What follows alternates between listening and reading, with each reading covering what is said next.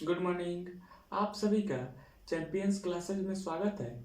आज के क्लास में मैं आप लोगों को आर एस अग्रवाल बुक से नंबर सिस्टम चैप्टर का क्वेश्चन नंबर 129 बताने वाला हूँ। देखिए, यदि क्वेश्चन इस तरह से दिया हुआ रहेगा तो हम इसको कैसे इजीली सॉल्व कर सकेंगे। ओके, सबसे पहले मैं आप लोगों को बता दूं कि हम लोगों ने नंबर सिस्टम्स का आखिरी एक दो क्वेश्चन ही बाकी है। ओके, इसके बाद में नंबर सिस्टम चैप्टर जो है वह खत्म हो जाएगा।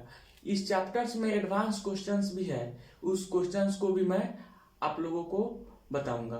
ओके, और एक नया बात यह है कि यदि आप मेरे फेसबुक पेज चैंपियन क्लासेज में नहीं जुड़े हैं तो प्लीज वहां पे जुड़ जाइए, क्योंकि वहां पे मैं regular quiz types questions provide कराता हूँ। ओके, वहाँ पे उसको आप कमेंट कीजिए सॉल्व करके। ओके, तो अब हम इस क्वेश्चंस को सॉल्व करते हैं। सबसे पहले इस क्वेश्चंस को समझ लेते हैं, उसके बाद में सॉल्व करते हैं। ओके, जब एक विद्यालय के सभी छात्रों को 54 छात्रों की पंक्तियों में खड़ा किया जाता है तो 30 पंक्तियां बनती है। यदि इन्हें 45 छात्रों वाली पंक्तियों में खड़ा किया जाए तो ऐसी कितनी पंक्तियां बनेगी। ओके, यानी कि इस क्वेश्चंस में हमें number of lines find out करना है। ओके, क्वेश्चंस में डायरेक्टली यह नहीं कहा जा रहा है कि उस विद्यालय में कितने छात्र हैं, लेकिन हम इस क्वेश्चंस के माध्यम से नंबर ऑफ स्टूडेंट्स भी फाइंड आउट कर सकते हैं। ओके, क्वेश्चंस समझ लीजिए।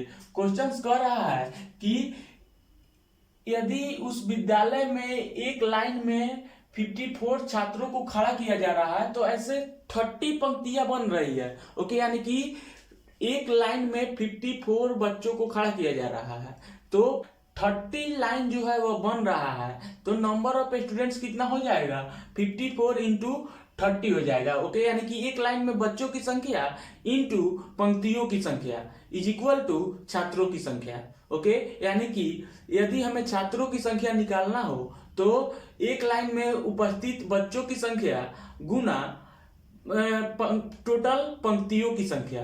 ओके, इससे हमें नंबर ऑफ स्टूडेंट्स जो है उस स्कूल में कितना है निकल जाएगा। ओके, और फिर कह रहा है कि यदि इन्हें 45 छात्रों वाली पंक्तियों में खड़ा किया जाए तो ऐसी कितनी पंक्तियां बनेगी। देखिए, स्कूल में जो बच्चे हैं वह सेम है, सेकेंड वाले टर्म में भी जो भी नंबर ऑफ स्टूडेंट्स हैं वह सेम है, लेकिन अब कंडीशंस क्या कर रहा है कि यदि उन बच्चों को 45 छात्रों वाली पंक्तियों में यदि लगाया जाए तो नंबर ऑफ लाइंस कितना होगा, यही हमें फाइंड आउट करना है। ओके, आई होप ये आपको क्लियर हो गया होगा। देखिए, सबसे पहले हम यहाँ पे पंक्ति को कुछ ना कुछ मान लेते हैं। ओके, क्योंकि हमें यहाँ पे पंक्ति निकालना है तो हम मान लेते हैं कि पंक्तियों की संख्या बराबर x। ओके, देखिए यहाँ पे पंक्तियों की संख्या is equal to x। Okay, यानी कि इसमें हमें पंक्तियों की संख्या निकालना है तो हमने यहाँ पे पंक्तियों की संख्या को x मान लिया है। ओके, यह जो है माना गया है अभी। ओके, माना गया है। ओके, अब देखिए, अब हम प्रश्न के अनुसार इसको सॉल्व करेंगे। ओके, देखिए, प्रश्नानुसार सभी छात्रों को 54 छात्रों की पंक्तियों में खड़ा किया जा रहा है। ओके, यानी कि एक लाइन में 54 छात्र को खड़ा किया जा रहा है। ओके, एक लाइन में कितना छात्र को खड़ा किया जा रहा है, 54 छात्र को खड़ा किया जा रहा है, तो कितना पंक्ति बन रहा है, 30 पंक्ति बन रहा है। ओके, तो हम ऐसे कह सकते हैं कि यह जो आया है 54 इंटू 30, यह क्या है, यह जो है नंबर ऑफ स्टूडेंट्स है। क्यों, कैसे नंबर ऑफ स्टूडेंट्स है, यह देखिए, यह जो है एक लाइन में उपस्थित बच्चों की संख्या है।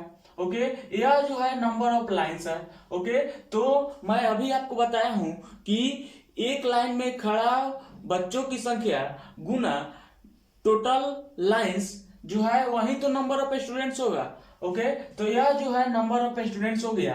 अब देखिए सेकेंड नंबर कंडीशंस भी क्या कह रहा है कि यदि अब इन्हें 45 छात्रों वाली पंक्तियों में खड़ा किया जा रहा है, यानी कि अब एक लाइन में 45 छात्रों को खड़ा किया जा रहा है।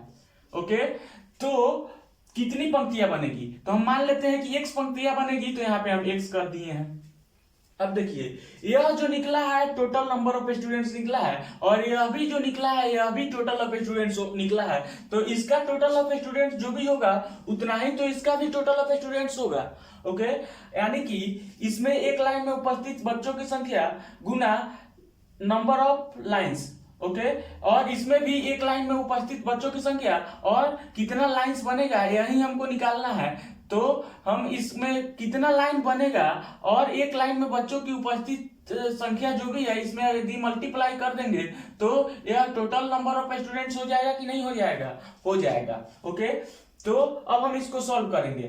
देखिए, तो देखिए एक बात यहाँ पे आपको समझने वाली बात यह है कि हम चाहेंगे तो यहाँ से यानी कि LHS वाले टर्म से RHS वाले टर्म को कैंसिल आउट करा सकते हैं। क्यों कैंसिल आउट करा सकते हैं? यदि LHS वाले सभी टर्म यदि मल्टीप्लाई के रूप में दिया हुआ हो और RHS वाले सभी टर्म यदि मल्टीप्लाई के रूप में दिया हुआ हो तो हम लेफ्ट हैंड साइड वाले टर्म से राइट हैंड साइड वाले टर्म को कैंसिल आउट करा सकते हैं। ओके, यानी कि हम देख रहे हैं कि लेफ्ट हैंड साइड में जो भी नंबर्स दिया हुआ है उसके बीच में मल्टीप्लाई दिया हुआ है, वैसे ही हम यहाँ पे देख रहे हैं कि राइट हैंड साइड में भी जो भी नंबर्स दिया हुआ है इसके बीच में भी मल्टीप्लाई के रूप में दिया हुआ है। ओके, और बीच में जो है यह इक्वल टू से सेपरेट हो रहा है, तो हम लेफ्ट हैंड वाले टर्म से राइट हैंड वाले टर्म को कैंसिल आउट करा सकते हैं। ओके, यानी कि हम यहाँ पे 30 से 45 को कटा सकते हैं, यानी कि 15 टू जा 30 और 15 3 जा 45 कैंसिल आउट करा सकते हैं। ओके, तो देखिए यहाँ पे 15 टू जा 30 और 15 3 जा 45। ओके, अब देखिए क्या यह 3 से कट जाएगा? हाँ, कट जाएगा, यानी कि इस वाले 3 से इसको हम कैंसिल आउट करा दे रहे हैं। तो देखिए 3 1 जा 3 2 पे 4 यानी कि 24। ओके, तो 8 हो गया। ओके, तो यानी कि 18 से जो है यह कट जा रहा है, यानी कि 3 से कटाएंगे तो यहाँ पे 18 हो गया। तो अब देखिए यहाँ पे x बच गया है और इधर जो है 18 इंटू 2 बच गया है। ओके, इस साइड में क्या बच गया है? 18 into 2 is equal to x हो गया है। तो x का वैल्यू जो है कितना हो जाएगा? 36 हो जाएगा। ओके, तो यदि एक लाइन में 45 छात्रों को खड़ा किया जाएगा तो नंबर ऑफ जो पंक्तियां होगी यानी कि नंबर ऑफ लाइन जो होगा वो कितना होगा? 36 होगा। ओके, आई होप आपको समझ में आ गया होगा। देखिए यदि आप इस तरह से नहीं भी कटाते हैं तो भी आप इस तरह से बना सकते हैं। देखिए यहाँ पे अगर आप नहीं कटाते हैं तो कैसे बनाइएगा यह देख लीजिए। एक्स राइट हैंड साइड में है तो इसको हम यहाँ पे लिख दे रहे हैं। ओके, और इक्वल टू के बाद में जो भी है इसको हम यहाँ पे लिख दे रहे हैं, यानी कि 54 इंटू 30 और ये वाला टर्म जो है राइट हैंड साइड में मल्टीप्लाई के रूप में है तो यह यदि लेफ्ट हैंड साइड में जाएगा तो डिवाइड के रूप में हो जाएगा। ओके, अब देखिए इससे हम कैंसिल आउट कराएंगे तो ये 15 2 जा 30 15 3 जा 45 और 3 से इसको कटाएंगे तो कितना हो जाएगा? 18 हो जाएगा। ओके, अब देखिए 18 2 जा कितना हो जाएगा? 36 हो जाएगा। देखिए यहाँ पे भी 36 आ गया, तो इस तरह से भी आप बना सकते हैं। ओके, अब देखिए ये इस क्वेश्चन में समझने वाली बात क्या है कि यदि हमें छात्रों की संख्या निकालना होगा तो हम कैसे निकालेंगे? तो एक लाइन में उपस्थित छात्रों की संख्या into total number of lines. Okay, is equal to जो होगा वो कितना हो जाएगा?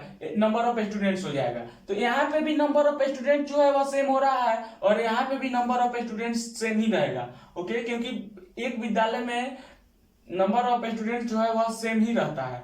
ओके, तो यहाँ पे हमने इक्वल टू करके बनाया है। ओके, यहाँ पे एक समझने वाली बात क्या है देख लीजिए। छात्रों की संख्या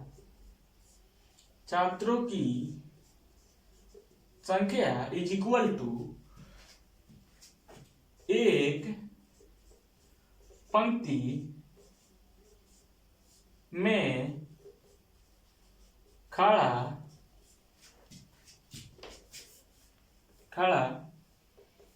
बच्चों की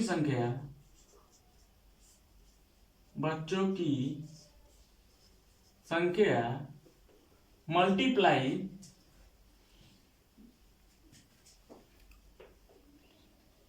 पंक्तियों की